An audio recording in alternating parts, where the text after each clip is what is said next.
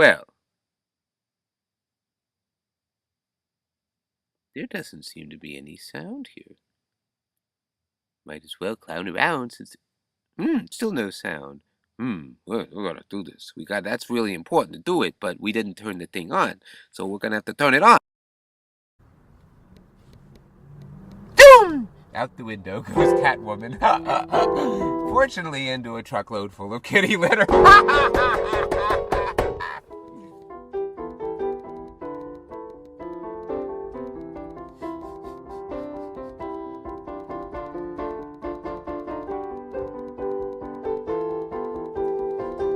That was the Batman that's got the Penguin, right? And Catwoman.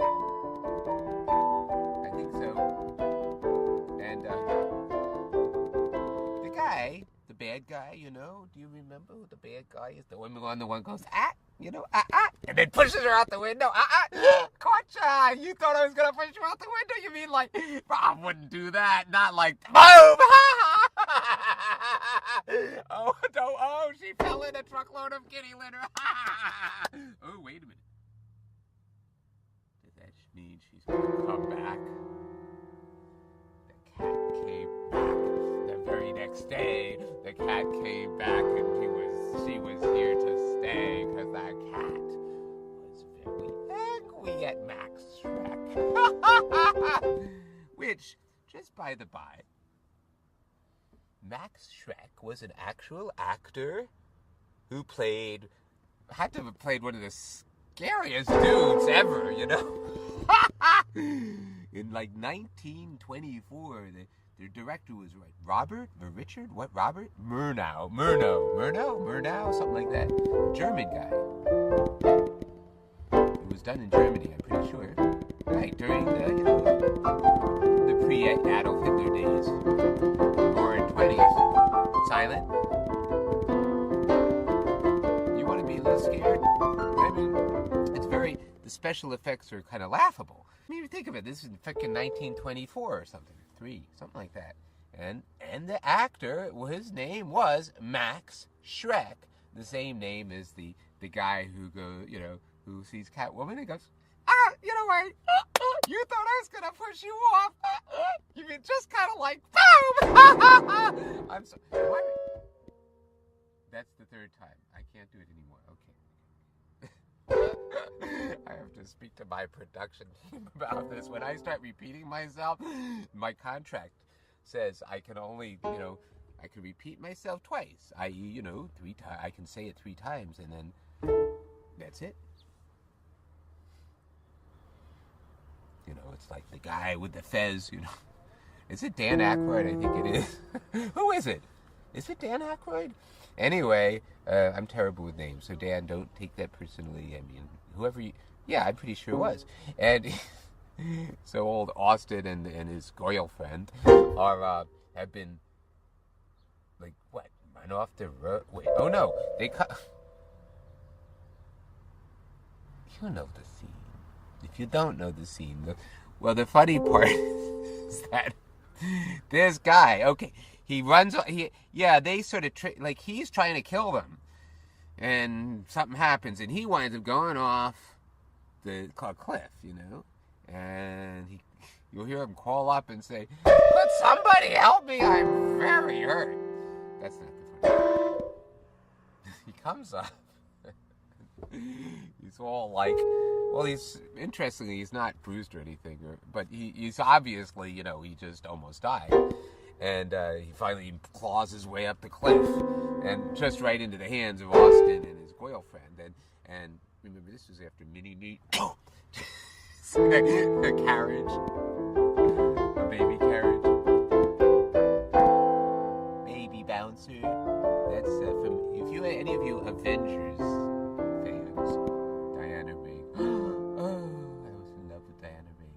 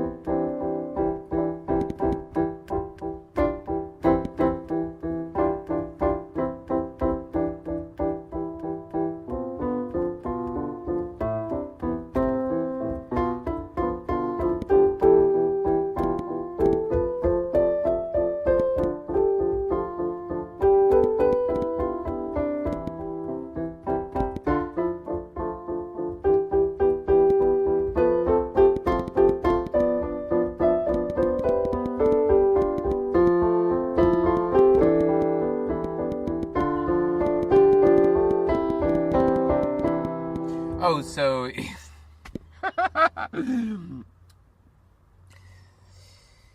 the reference, I'm sure my cousin, what's his name, Mike. Sorry, Mike. Sometimes I forget your name. The evil doctor genius behind the whole franchise,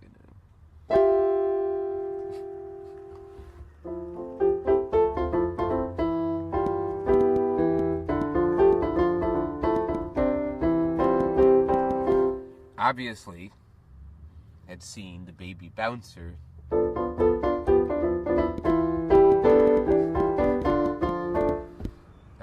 episode of The Avengers, which was in the 60s.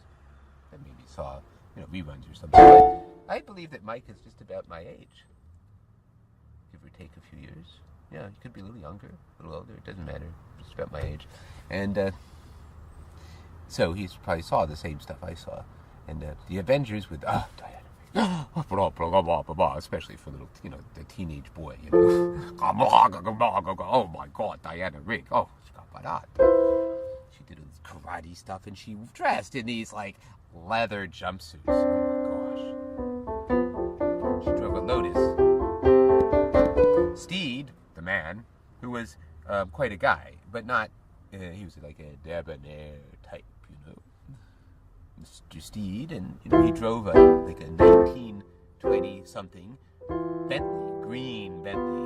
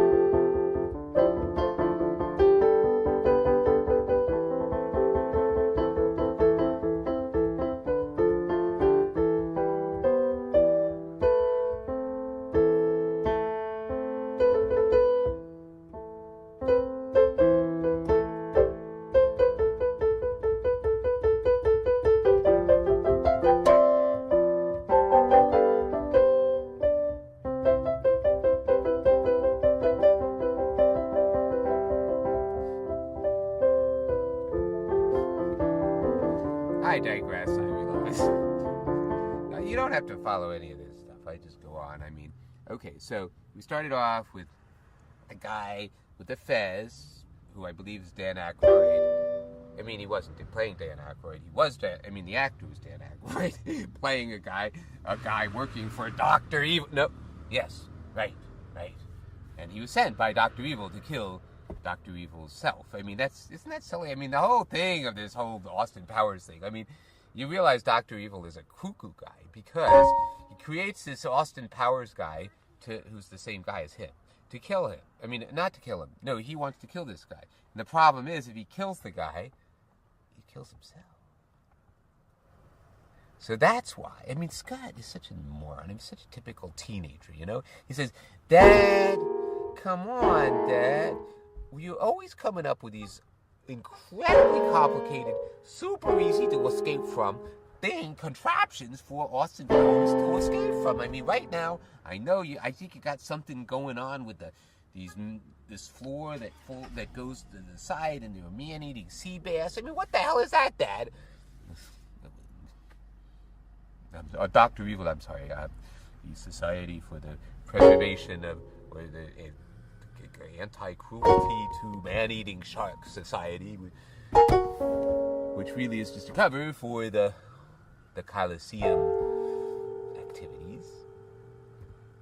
Only where never mind, why, because it can only be in Rome, but, they've got the Coliseum, and it's been unused for all these years. I mean, it's kind of ridiculous, so they finally sealed it up, filled it with water, except for the top floor, box seats all around.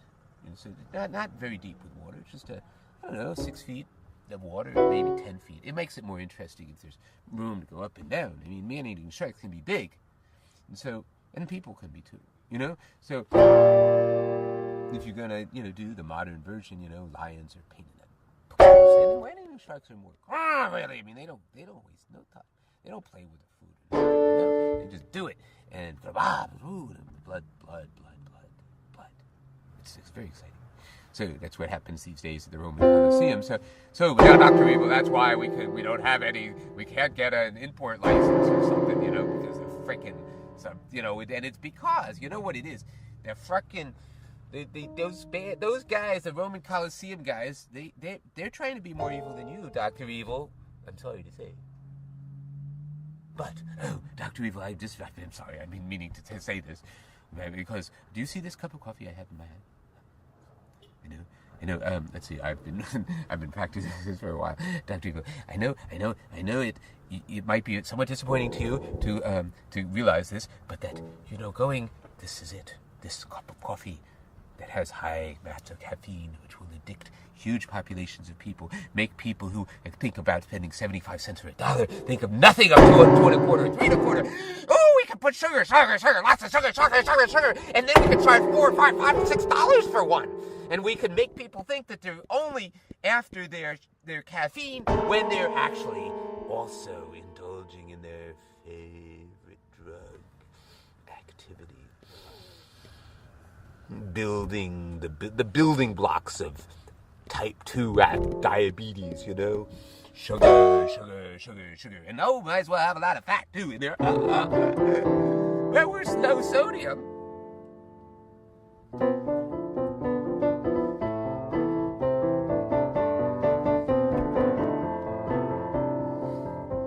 You've got to realize that when things happen in the evil household, a lot of things are going on at the same time, because at the same time that number 2 is explaining this whole situation,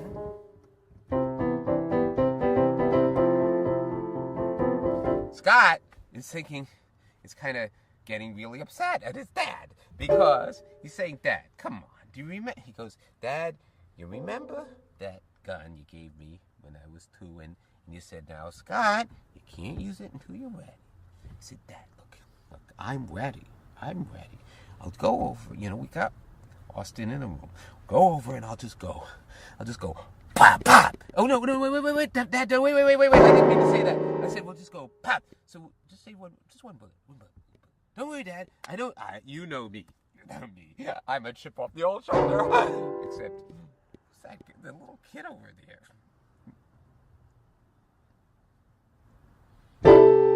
You don't like him more than I do, do you?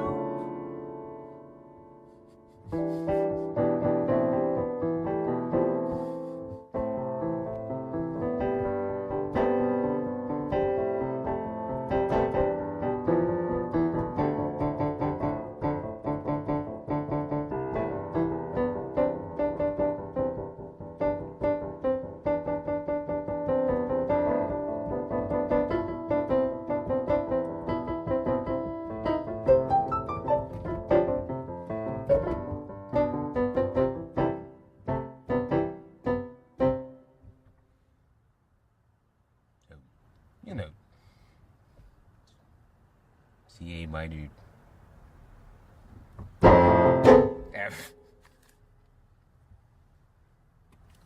minor, G minor, but sometimes just C, F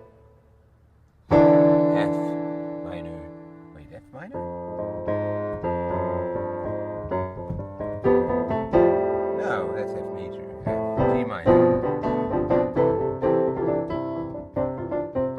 I'm just speaking to you, you Shostakoviches. There were 3 Shostakovichians out of the street playing this music that just didn't sound like, you know,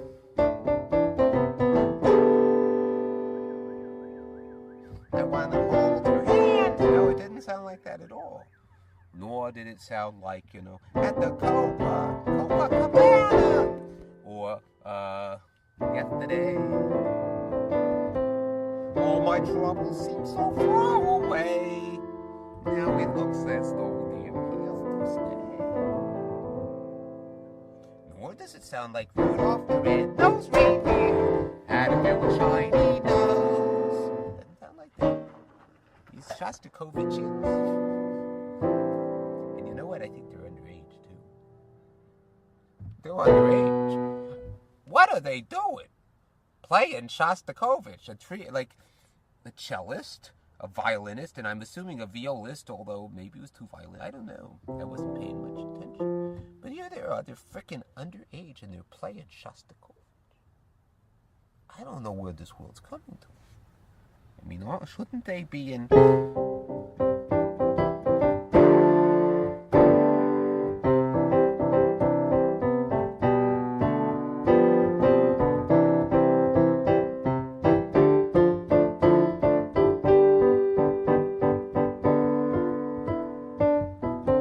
So anyway, that's why, you know, when Scott says, I'll pop him, Dad.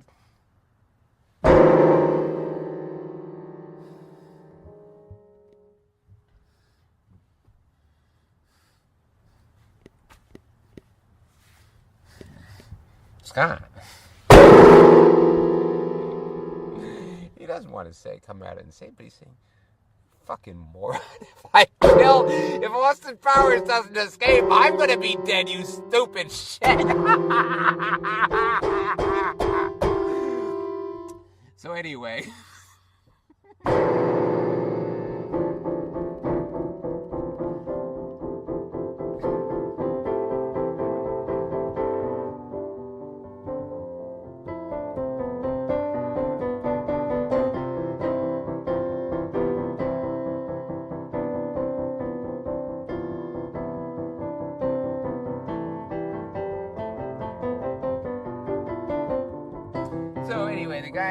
Meanwhile, back at the cliff where Mini-Me has tried in the carriage, sorry, I didn't explain the baby bouncer deal. Okay, so in the Avengers, this 1960s thing, which really nobody cared about anything but Diana Rigg and her leather. Oh, shut up. No, it's under control, everybody. Don't worry. We'll get stop. Okay, here we go. Excuse me. I'm in my office here, which is also my studio, and then my stage is right up above, although this is a stage too, where I am right now, but the real stage where people can see me is right above me.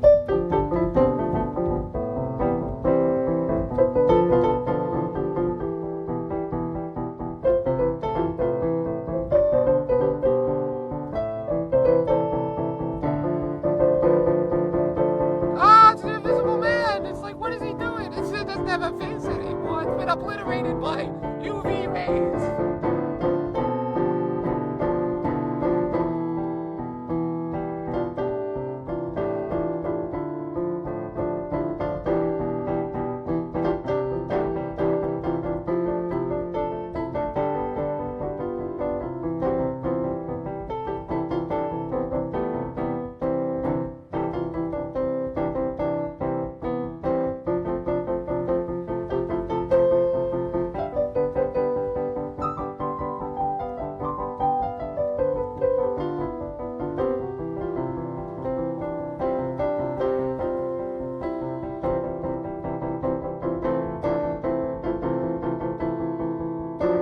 Oh, I'm sorry. So, okay. What should we talk about first? Okay, the guy's coming up with the fez. Never mind Mini-Me with the two-shooter trying to kill. He killed somebody, right? He accidentally kills somebody else who's trying to kill maybe the same guy with the fez who has jaundice because he's been...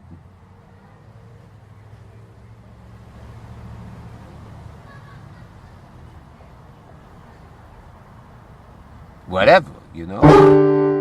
Dead for a while. Jaundice and Jarndice. The law firm. In Great Expectations, right? Is that right? The one that just insured... or Bleak House? Bleak House? I forget the Charles Dickens book. About this, I think this guy is expecting his whole life to get an inheritance, but the frickin' I can't even say the word. You know, there was a guy who had a song called "The Year of the Cat." His name was Al Stewart, and I don't think he came out with that was a big one. It was like a number one or something in the early 70s, mid 70s, yeah, something like that, 73, 74.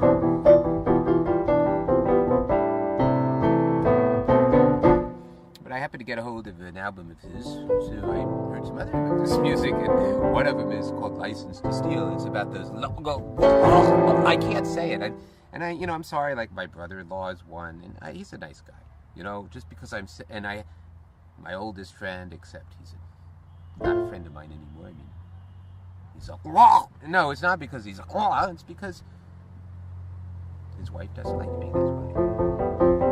It's true, and it's true, and the same goes.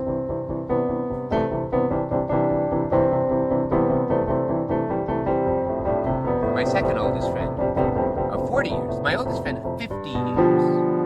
50 years. I'm not exaggerating. This year is 50 years. It was a time when I had my kids were calling him Uncle Ken.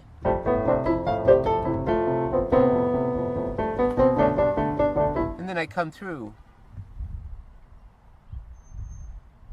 his town. Before I come, I say, I'm coming.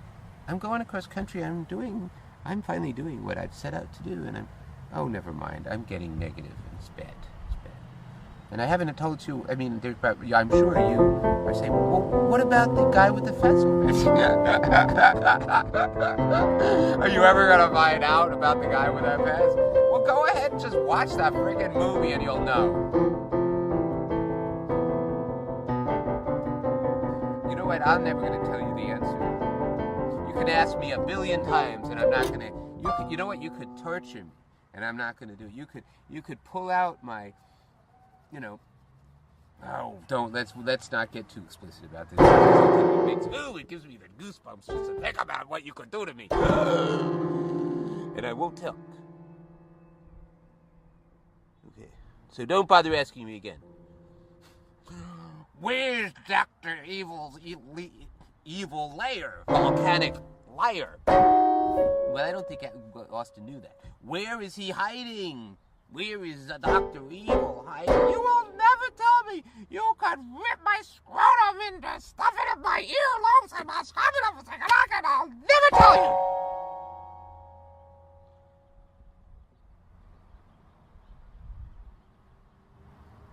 I think I'm going to tell him to ask me again. Where is Dr. Evil's lair? Or whatever, you know. Uh-oh. Oh, it's a volcanic island. It's at latitude 46.732 in Copenhagen, Patata.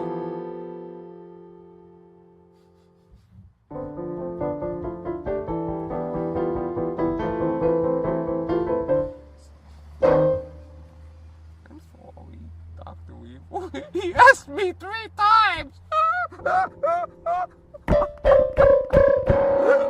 I can't not answer. I'm sorry, Dr. Evil. Do you have a chair with a button?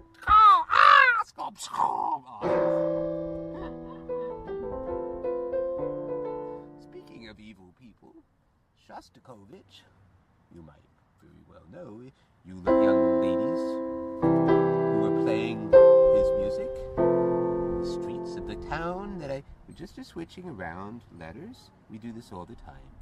So instead of the town that you know where you were, and it's not so much to hide it, it's more to make it a bit of a game. If anybody wants to know what the name of the town is, they got to think about it a little bit, and they'll figure it out probably, or ask people. It's part of the game.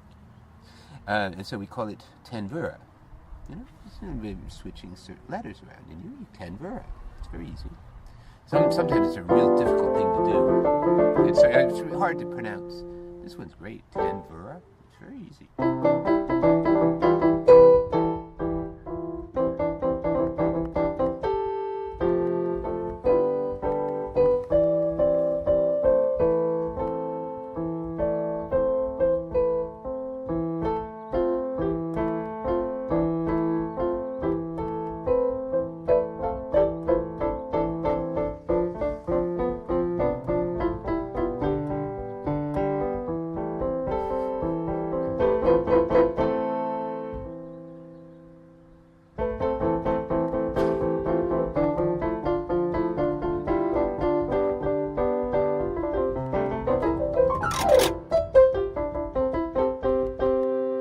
Okay, so you know what? I'm almost finished because I realize if I just tell you about the baby bouncer, then everything I've brought up, I'm explaining, and all I have to do is be careful not to bring up anything new, because then I'm going to have to finish that, which I won't do because I've got to finish what I didn't finish long ago. So the baby bouncer.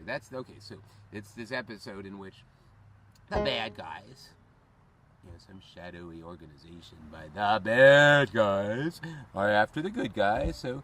The conventional, and it's sort of a conventional show in that the good guys are people like senators and people. Well, maybe more like people who work in the Secret Service. That's probably it, actually. It doesn't matter. It doesn't matter at all. It's like TV, So anyway, they're doing this thing, and the way they do it, the way they get these people, is they've got this ball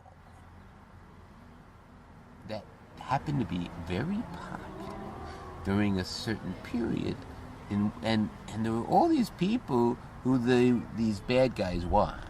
I mean, they want lots. They want everybody, to fall under their power. Of course, that's what bad people do. They want to be in charge of everything, and we actually just by the by, everybody. We can't just forget about that fact, because right now, we live in a still pretty damn good place right now. America is a good place. There are a lot of other good places, but there are some horrible places, and if we just say, oh, it's just horrible over there, doesn't affect me. Well, poopy baby, the world's getting smaller and smaller and smaller, and what affects people over there, in fact, someday will come back to us.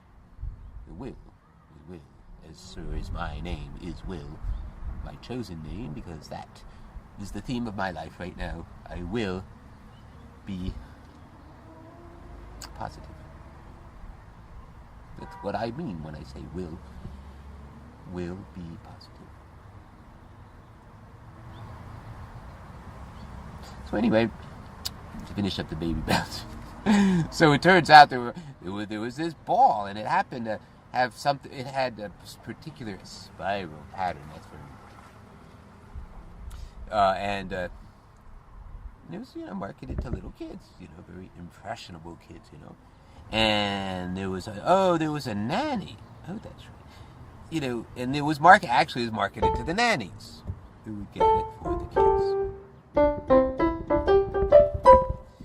So the evil guy said, you know what? We've got to hold on all those people, because every one of them is going to do one thing that we need, so that the other thing that we have will grab them.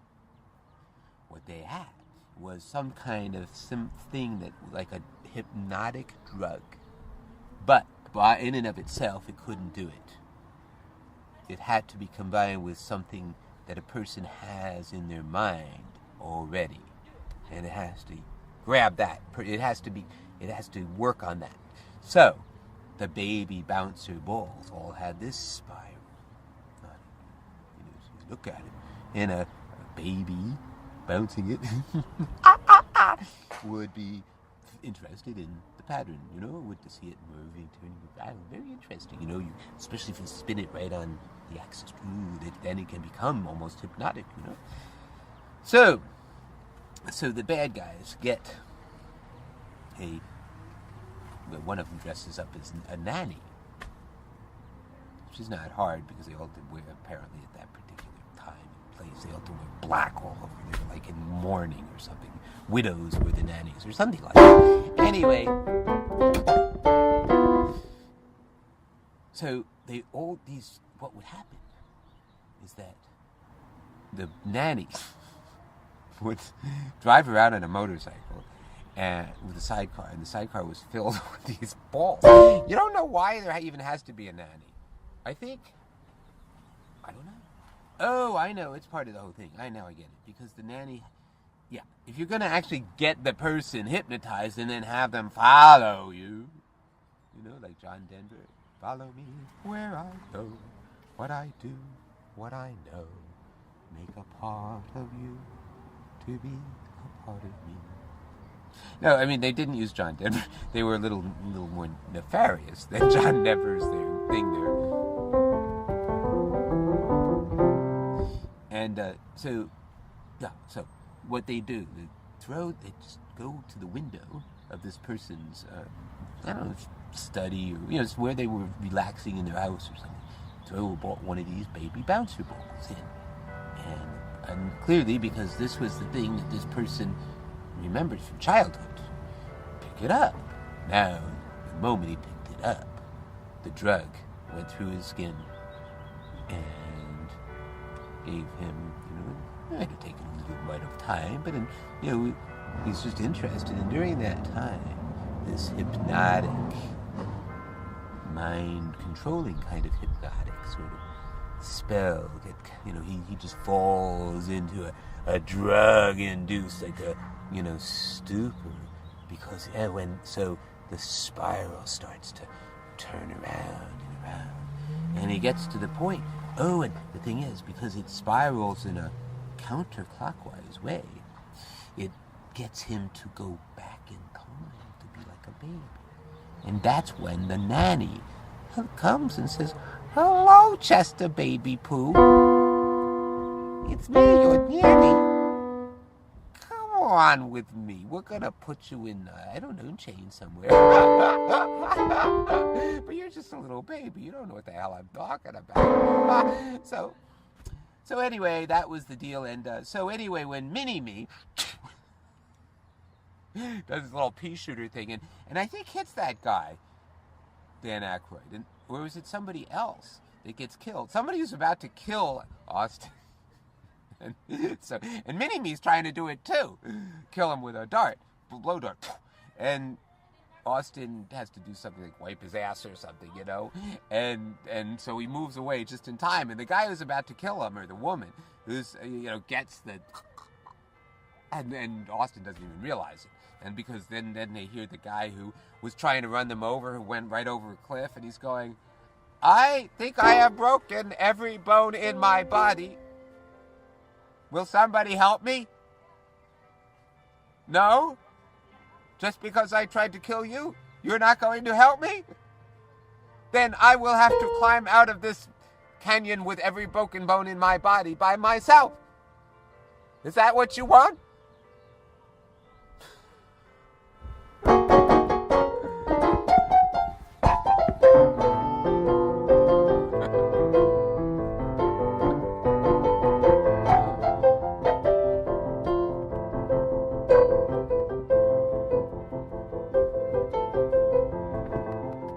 This is probably making noise, isn't it?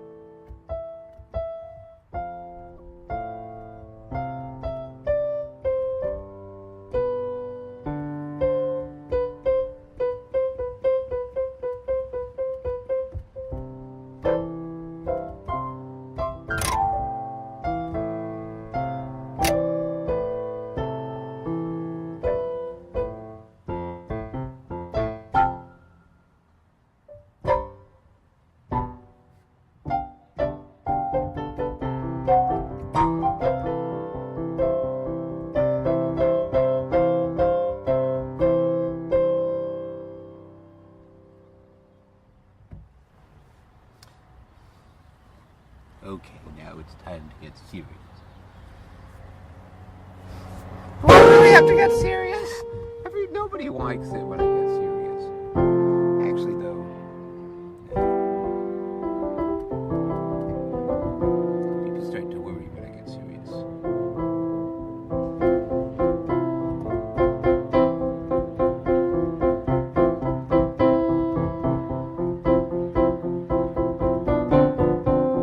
Well, I don't mean everybody, but most people, and I've learned this, when they see me dancing.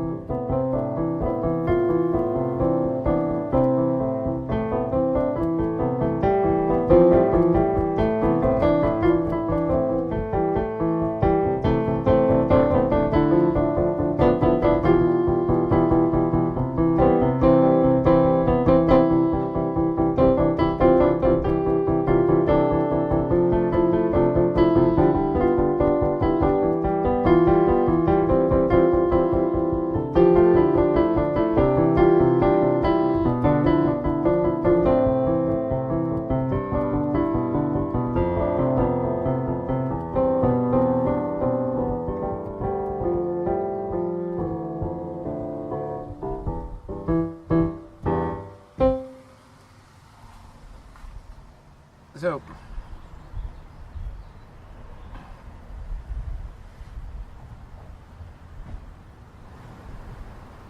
well, I guess I just want to repeat what I said to these 3 young ladies.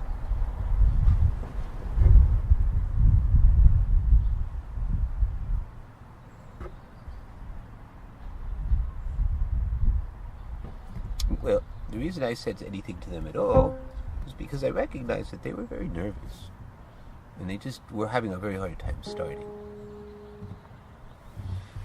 And one of them had started, and I actually started to move to the music, and then she stopped. And I might have been the reason she stopped.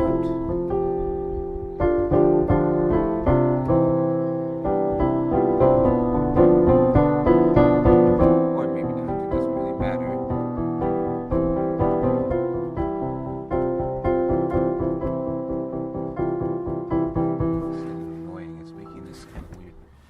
I'm hearing it. Maybe you're not hearing it, but okay. I'm a wiki producer, like in Wikipedia. All those entries into the that you can look up in Wikipedia are done by people who do it just because they want to do it, and they want to be right. And they understand that other people are going to see what they did. And if other people are going to say, wait a minute, no, that's not right.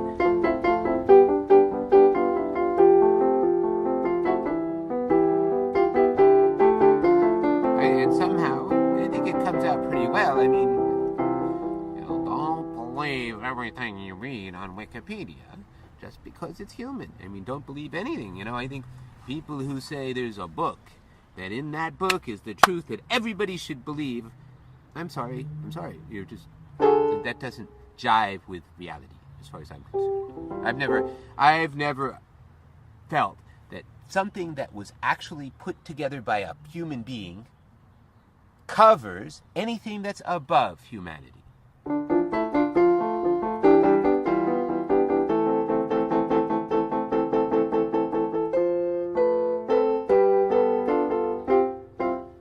Really now. Whoops.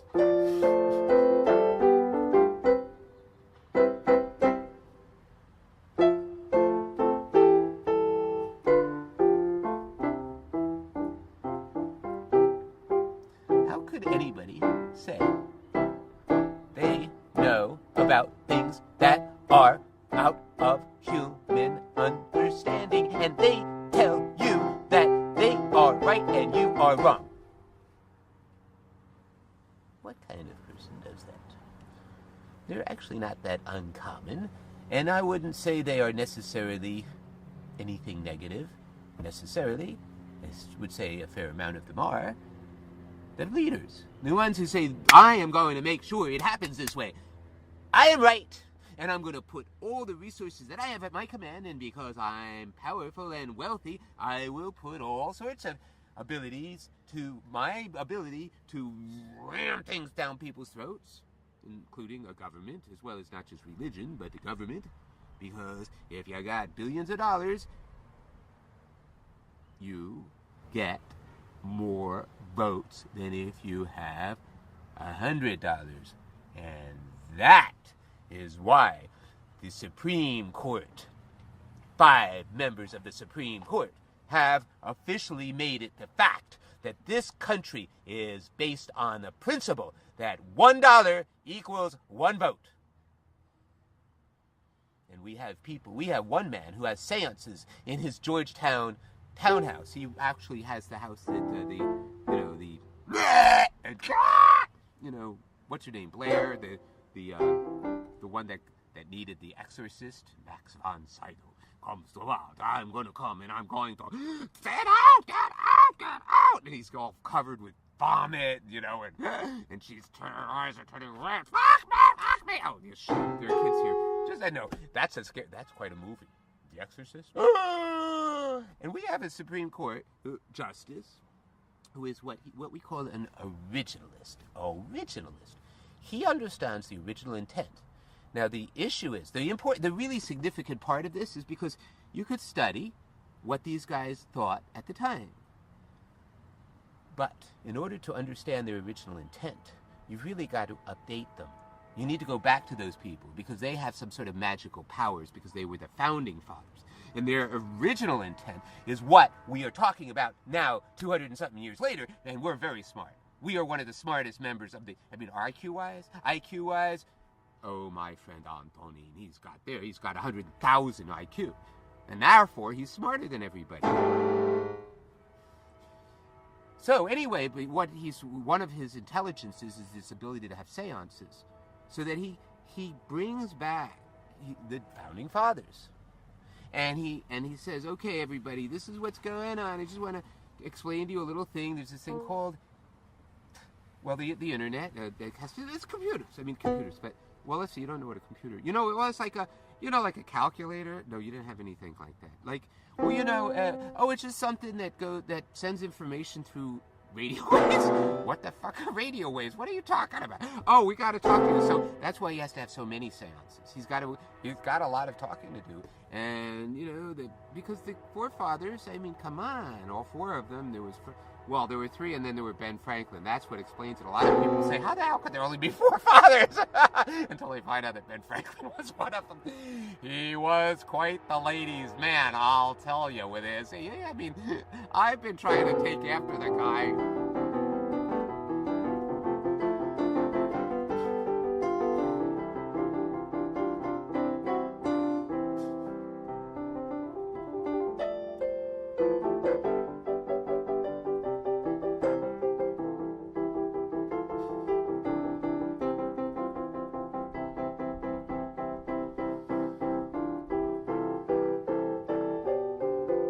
I'm sorry, I didn't mean to get too serious and complicated. No, I have to say, my dear friend Antonin Scoliosis the Mind, that guy, come on, this arrogant son of a bitch. He is I'm sorry, they're children. But you know what? Actually, that's bullshit. Children hear it all the time, so they should understand words have meaning and they should be used at appropriate moments. And, how many swear words have you heard me use in the last hour? 51 minutes. There are times when it makes sense. Children should certainly be... they hear it all the time, and they hear it very inappropriately. They hear it when it has no meaning whatsoever. So it doesn't mean anything. It just doesn't... You hear it, oh, come on, but able to say it. Say it to be cool. LOL, ha ha ha.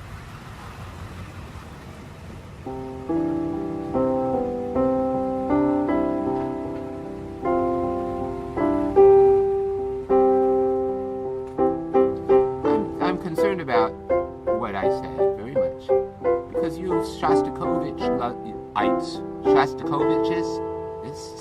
Shostakovitskis? What do you call yourself, you three? The three Shostakovitskis.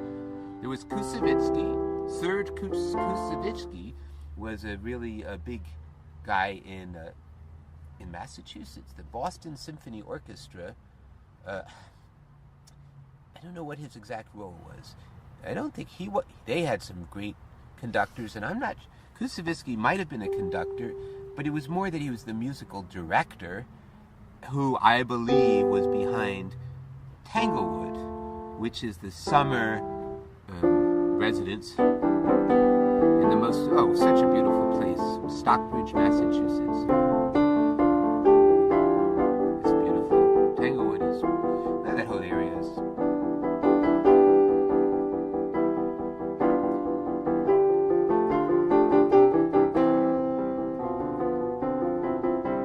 I really didn't expect to come to this town, Tenbura, and start talking about Shostakovich.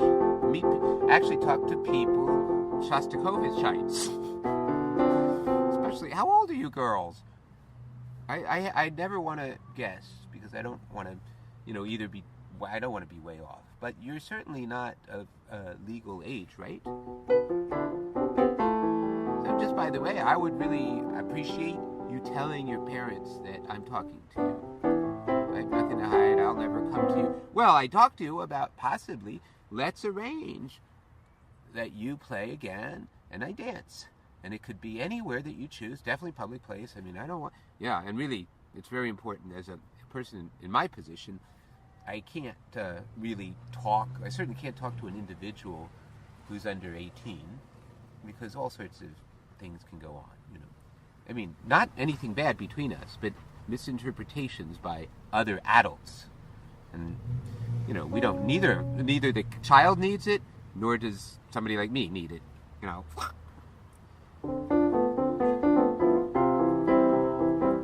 Well, but the last time I got arrested, which is not a long time ago, and I got body slammed, I could have died. I mean, this literally. I think about it. I think, there's no reason that I didn't die, except that there wasn't wasn't a sprinkler sticking up. This was in a garden. So when this man slammed his whole body on top of my body into the garden, he didn't know what was in there. There could have been a rock sticking up, just had to be this big, right to the left of my sternum, right here, between the two ribs. I'm feeling with my finger, if that happened to be it. He would have gotten up, and I wouldn't have. And there were 2 other police officers there, which would be good for him, because then there are 3 people who tell the same story. And that's it. The end. The end of my life and the end of the story. So, and you know why? This is why. The cop who initiated the arrest, who was not the guy who body slammed me, he got a call. Apparently, he gets a call. And one of the things from the school that I walked by, and this is very important, because somebody reported that I was talking to a child. That's why I got arrested. I was talking to a child, and the fact is, I know I wasn't. Sometimes I talk to people, partly to explain what I'm doing. I talk to you 3, you're minors. If somebody decided that I said something lewd or inappropriate, suggestive of, come with me, well, that's, people's reputations could get completely ruined by that. And it only has to be an accusation. I mean, I'm not worried, you know exactly what I talked about. I talked to you about believing in yourself. Make mistakes. Every mistake you make is a step. And the words that came out of my mouth were love and perfection. I'm not somebody who actually talks about perfection much. In fact, as far as a goal to actually achieve in life, it's BS. Don't ever try to achieve perfection. Work to do the best you can. That's all. Because trying to do more than the best you can is actually ungodly. It's the guy with the horns and the guy with the tail is the one who says you could do better than you can do. And it's not good enough that you did what you did. It's not good enough that you're the best, you did the best you can. No, no, no. You gotta do more, and you gotta get control. You gotta amass more money, more power. Think about that guy in Russia, Vladimir Putin. Dracula is modeled on a guy named Vlad the Impaler. You know, he would do. If you have a weak stomach, don't listen to the next sentence or so. He would go into a village, and he put all the people up on stakes. And his soldiers figured out how to run a stake through a person. I mean, these are big stakes, 10-foot long stakes, higher. And put people, and they figured out how to get people so it would go through one part of the body and come out the other without killing them. So they would die over the longest period of time possible as gangrene sets in. And they're dying with this pole through them. And they're screaming, and some people are already dead and they're starting to rot. And, okay, this is icing on the cake. Why is he talking about food here? I'll tell you why. You interested? Vlad the Impaler would not only do this, but then he'd invite the ones that were spared. Invite. Like, if you don't want to be up there, come, okay? You come to a dinner. We're going to set up tables, right? In with all the dying people all around us. Your brother is up there. And I think you'd better not say anything about that. You mean your brother's screaming in agony. Is that your brother out there? Isn't that funny that he's doing that? Because if you say, oh, don't laugh. Yes, you're so right, Vlad. It's so funny. It's just so funny. But you got to be careful because he might be setting you up. You think it's funny? You think it's funny that your brother's up there? Okay, now you get to find out yourself. Gotcha! Sort of like Max Shrek. Oh! Out the door. We're going to stop at that. First, we'll turn off the audio. I wasn't recording. Okay, I was recording here. Oh, right. And the first 4 minutes I wasn't recording. I get it. Okay, so I'm turning off the audio now, which is my... Oh, just so you know, it's this thing. And if you heard any banging, it's this thing banging against it. Yeah. Anyway, I'm going to turn this off now. Bye.